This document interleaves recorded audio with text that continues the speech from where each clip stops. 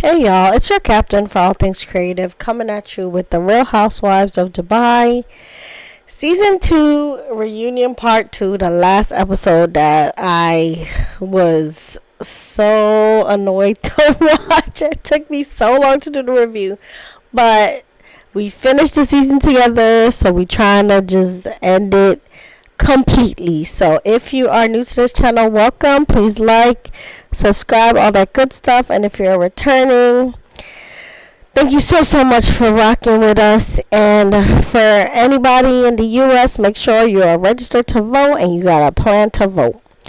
Alright, so let's get into this reunion. So first we have Talene versus Brooks, and the Rafi debate about, him being Brooks's friend being a factor for it not being so bad that he cussed her out did not land.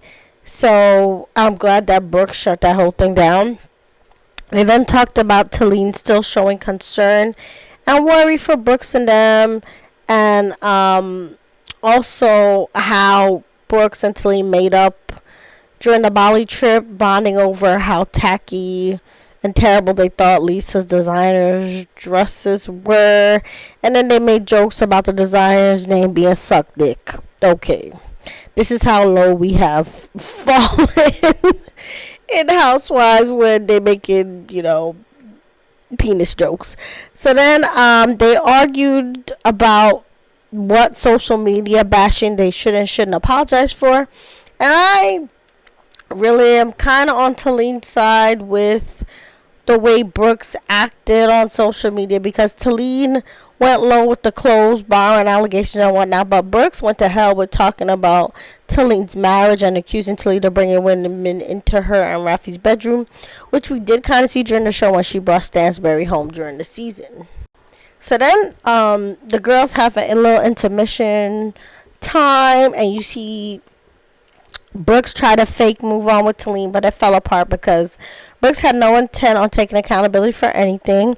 And then when Stansbury and Ayan were debriefing about what went down during the reunion and kind of complaining about how Lisa was acting, what really brought attention to that scene was when Stansbury looks down and found that glue trap full of roaches on her dress, and that was the realest moment for the whole reunion, because that is an authentic New York moment, because the rats and the roaches really are everywhere, since all the buildings are all on top of one another and the trash is regularly left outside on the sidewalk. So right whenever in New York, and these roaches made their debut to a Real Housewife reunion, which was a little sad but true.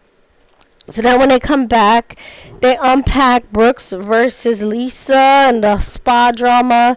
And Brooks tried to paint that situation like as if Stansbury and Talene were the instigator of her getting mad. But then Bravo rolled the beautiful bean footage showing how Brooks riled herself up on her own about, Lisa not using her spa and the branding of it all. So it's really showing how flimsy the Lisa and Brooks alliance is, especially since even Lisa herself admitted that Brooks has been shady to her, especially because she didn't even invite her and Ayan to the Glass House spa opening. So Lisa was not made to feel welcome there to even try to rent out the space. So Brooks really had no leg to stand on. But Lisa knows that she can't give Brooks too much because that's her only ally right now. So Lisa then pivots to going after Stansbury, and she does this lame prop gag of bringing out journals that Stansbury sells. And this Stansbury versus Lisa scene fell flat, since even though Lisa tried to accuse Stansbury of plagiarizing the journals, Lisa didn't realize that Stansbury never claimed to author. She's basically white labeling a product. So Stansbury was unfazed, and even Andy read Lisa for not landing that plane. And then Lisa walked right into her getting read about her own creams being from Alibaba, which Brooks and a bunch of the cast corroborated that they got her same cream off of Alibaba. But Lisa was talking about how her stuff was from Europe. So Lisa ended up losing that round for sure.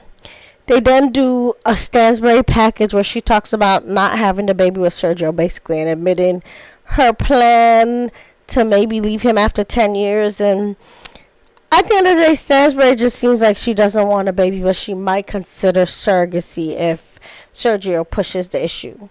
Then they do a short and sad package about Sarah dating Akeem, and they reveal that Sarah had hired a private investigator to find out that Akeem was for the streets, even though they weren't official. And Ayan also reveals that Akeem was mean and abusive over the phone to everybody, and Brooks also had flirted with Akeem. But the big drama that, is at the heart of the season and this part of the reunion is the Lisa versus Ayan beef. And even Andy had to say that the fallout seems to be rooted in superficial nonsense, so it doesn't really make sense that them two fell out so bad. So to try to make sense of the fallout, there's a couple of new layers to the beef which they hash out at the reunion. So the first layer is the two of them having tension over Lisa wanted Ayan to ask Rihanna to wear her maternity clothes Mina Rowe, since Ayan and Rihanna apparently had been building a relationship. And when Rihanna got pregnant, Ayan was kind of hesitant to ask or push about Rihanna wearing Lisa's clothes, even though she said she did mention it.